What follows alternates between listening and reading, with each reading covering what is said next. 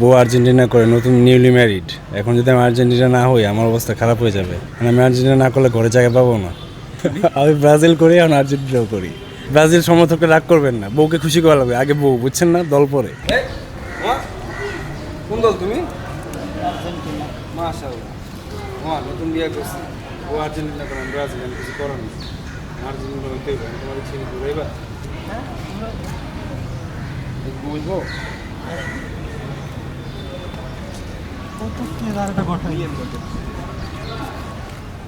ভাই একটু আপনার সাথে কথা বলতে চাই। এই যে আর্জেন্টিনার রিক্সাটাতে উঠলেন, জি ভাই। কেন আর্জেন্টিনার রিক্সাটাতে উঠলেন? ভাই বিয়ে পরে ফান্দে পড়ে গেছি, সত্যি কথা যেটা। বউ আর্জেন্টিনা করে, নতুন নিউলি ম্যারিড।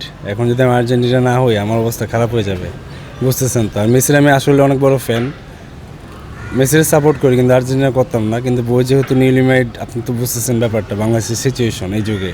মানে আমি আর্জেন্টিনা না করলে ঘরে জায়গা পাবো না।